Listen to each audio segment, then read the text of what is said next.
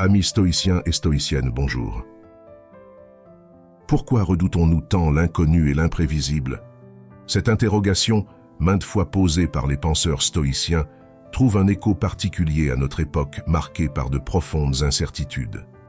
Comme le disait Marc Aurèle, ce qui trouble les hommes, ce ne sont pas les choses, mais les jugements qu'ils portent sur les choses. En effet, si nous y regardons de plus près, nombre de nos craintes face à l'avenir reflètent avant tout les constructions mentales que nous élaborons. Elles révèlent nos biais cognitifs ancestraux, modelés tant par notre héritage évolutionnaire que par notre environnement socio-culturel. Songeons par exemple à notre peur panique face aux probabilités infimes. Sur le plan anthropologique, notre cerveau primitivement adapté pour détecter les menaces dans un environnement hostile amplifie démesurément les risques statistiquement négligeables. Sur le plan sociologique, les narratives catastrophistes véhiculées par les médias exacerbent nos réactions émotionnelles primales. Prendre conscience de ces mécanismes, grâce à l'exercice réflexif prôné par les stoïciens, constitue déjà un premier pas vers la sérénité. Comme nous y invite Épictète, ce qui trouble les hommes, ce ne sont pas les choses, mais les jugements qu'ils portent sur les choses. En déconstruisant nos perceptions biaisées du hasard et de la nouveauté, nous pouvons apprivoiser l'inconnu et même en faire une alliée de notre quête de sagesse. Ainsi, au fil de cette vidéo ultra instructive, je vous propose d'adopter le regard détaché du philosophe pour mieux comprendre nos peurs irrationnelles. Puis, fort de ce discernement, je vous livrerai quelques principes stoïciens pour aborder l'incertitude avec sérénité. Enfin, nous explorerons ensemble la possibilité de trouver dans l'inattendue matière à épanouissement personnel.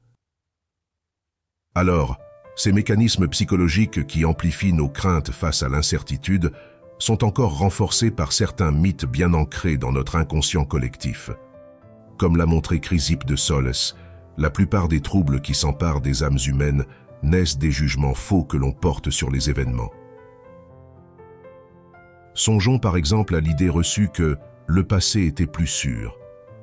Ce récit d'une époque révolue où tout semblait prévisible occulte le fait que chaque génération, à toutes les périodes, a dû faire face à son lot d'incertitudes, de guerres, d'épidémies.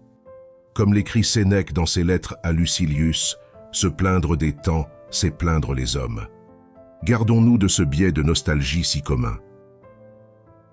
Un autre mythe tenace est celui d'un mystérieux bon vieux temps, dont seraient porteuses certaines innovations. Craignons-nous vraiment l'intelligence artificielle, car elle ferait advenir un futur inédit? Ce déterminisme technologique oublie que l'imprédictibilité a toujours été le propre de l'aventure humaine, souligne Panétius. Aucune chose n'arrive soudain, mais toutes naissent peu à peu. Enfin, nos inquiétudes face à l'improbable trahissent souvent une perception faussée des risques objectifs. Ainsi, nous redoutons follement le terrorisme ou les accidents d'avion, pourtant statistiquement négligeables, tandis que nous acceptons sereinement les dangers de la route ou du tabac, bien plus meurtriers. Pour retrouver la sérénité, éclairons-nous des froids calculs du philosophe Posidonius. Les faits montrent que les événements effroyables sont en réalité peu fréquents. Comme nous le verrons dans la suite de notre réflexion, prendre de la hauteur par rapport à ces narratifs trompeurs est un premier pas essentiel pour apprivoiser les incertitudes de notre monde.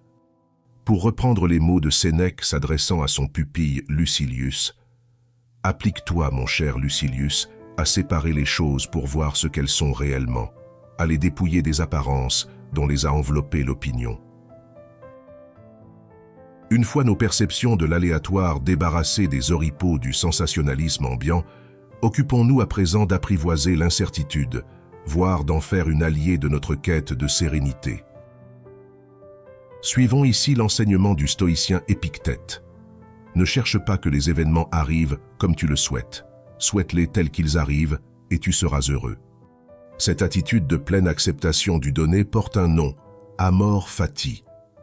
Aimer son destin, embrasser pleinement l'existence avec ses aspects chaotiques, telle est la sagesse épicurienne puis stoïcienne dont se réclamaient tant Spinoza que Nietzsche. De fait, l'imprévu recèle aussi son lot d'opportunités pour qui sait les saisir. Rappelons ici avec Marc Aurèle que la nature de l'univers nous aime d'un amour tout maternel et nous a engendrés pour coopérer et travailler les uns avec les autres. La créativité jaillit souvent du désordre et les aléas de l'existence stimulent notre imagination autant que notre résilience. Songeons aux grandes découvertes scientifiques, fruits du hasard autant que du labeur méthodique. La pénicilline, le four à micro-ondes, le Viagra même. Songeons aux chefs-d'œuvre artistiques nés de l'errance, à l'instar des peintures rupestres de Lascaux ou des poèmes de Rimbaud. Comme le dit si bien Sénèque, le sage trouve la matière de sa sagesse partout. Alors osons nous aussi, modestes disciples des anciens, accueillir l'inconnu à bras ouverts. Sortons des sentiers battus, expérimentons, innovons, vivons pleinement le présent avec ses possibles encore informulés. Pour citer un lointain prédécesseur stoïcien Cléante, « Conduis-moi, ô destin, selon ta volonté. Je te suivrai sans hésiter, et si je refuse, vieillard sacré, j'en serai puni, car je suis cause de ma perte. » Faisons nôtres les valeurs d'audace, de curiosité, d'adaptabilité. L'imprévu ne nous effraie plus, il nous stimule. À l'image des grands explorateurs téméraires célébrés par Sénèque, élargissons l'humanité, allongeons la vie, voyageons à travers les siècles. L'incertitude porte en elle le germe de notre croissance. Après avoir célébré les bienfaits de l'incertitude, penchons-nous à présent sur le concept de stochasticité et son rôle dans notre développement personnel. Derrière ce terme un peu obscur se cache une idée stimulante. La stochasticité désigne, en des mots simples, le caractère aléatoire d'un système, l'imprédictibilité fondamentale de son évolution. Notre existence même, soulignent de nombreux penseurs, est régie par ces fluctuations browniennes.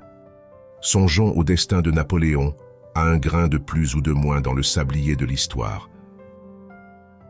Or, loin d'être une malédiction, cette loterie universelle recèle une dimension émancipatrice, productive de sens. Comme l'écrit le philosophe John Dewey, père de l'éducation nouvelle, un être vivant n'est vivant qu'en vertu du hasard, du risque, de l'incertain et de l'imprévisible. L'ordre naît du désordre, l'adaptation de la surprise. Citons aussi Nicolas Taleb, théoricien de l'antifragilité. Plus nous sommes exposés à la volatilité et aux ruptures brutales, plus nous développons de défense, à l'image de notre système immunitaire. Croître, c'est savourer l'amertume des signes noirs, ces événements improbables aux conséquences majeures. Alors sachons reconnaître, à l'instar du stoïcien Chrysippe, le caractère intrinsèquement chaotique de l'existence. Acceptons même avec Sénèque qu'il faut se préparer à l'imprévisible. Les principes d'agilité, de résilience, de créativité émergeront de cette pleine conscience du désordre ambiant. Oui, à chaque instant, des bifurcations imperceptibles infléchissent nos trajectoires. Une rencontre imprévue, une lectrice inspirante, un accident banal, autant d'infimes causes aux effets considérables.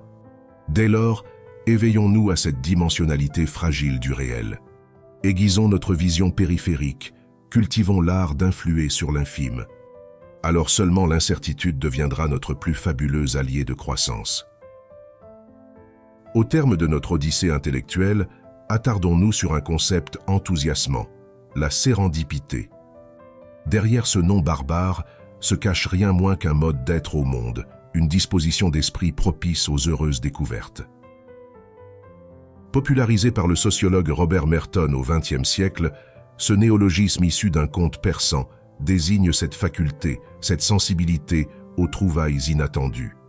L'archétype du sérendipien, le savant qui tombe par hasard sur une anomalie fondatrice, à l'image de Fleming découvrant la pénicilline. Mais aussi l'artiste trouvant dans un cadeau du destin la pierre d'angle de son œuvre.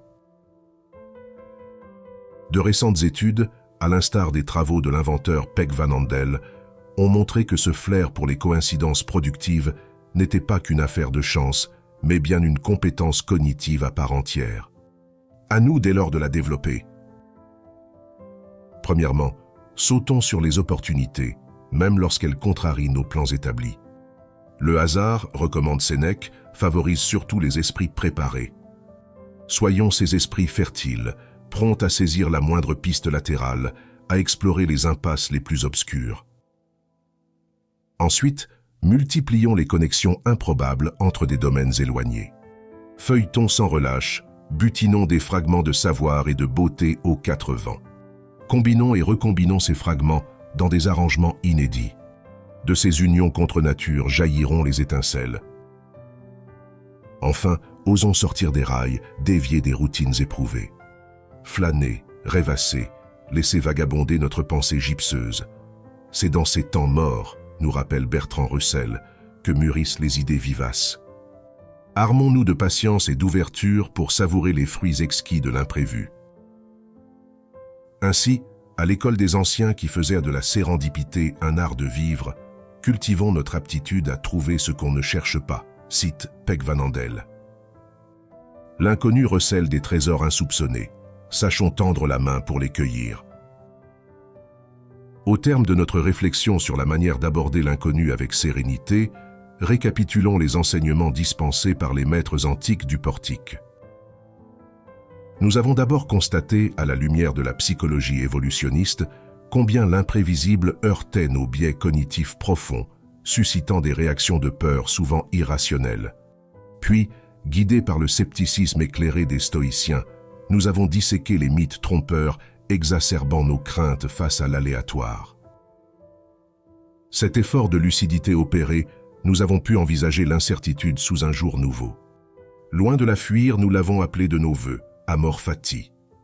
Façonnant notre créativité, notre résilience, la stochasticité même du réel s'est révélée propice à notre développement. Enfin, cette pleine acceptation du donné nous a conduit à explorer l'art sérendipien, cette disposition à savourer les trouvailles fortuites. Alors, chers auditeurs, à l'aube de cette nouvelle année porteuse de tant de possibles et d'imprédictibilité, faites vôtre les enseignements distillés au long de cette odyssée philosophique. À chaque instant, des myriades de bifurcations imperceptibles tissent la trame de nos vies. Saurons-nous y puiser matière à croître? Saurons-nous, à l'instar des anciens, dire oui à chaque nouvelle aube avec ses lots d'inconnues stimulantes? Rappelons ici cette prière de Marc Aurèle. « Tout ce qui m'arrive sera pour moi occasion favorable. » Ne pourrais-je pas en tirer parti? Puissions-nous faire nôtre cette confiance inébranlable face à l'avenir, cette capacité à transmuer le plomb de l'incertitude en l'or de la sérénité. Alors, chers amis, en ce début d'année, je vous exhorte à embrasser résolument toutes les merveilleuses surprises qu'elle ne manquera pas de vous réserver. Pour citer Sénèque s'adressant à son élève Lucilius, « Ce que tu crains, espère-le. Tu te prépares ainsi de loin des joies tranquilles. Rien de ce qui arrive à l'homme n'est insupportable. Vertu, audace et sérénité. » Merci d'avoir suivi cette vidéo jusqu'au bout.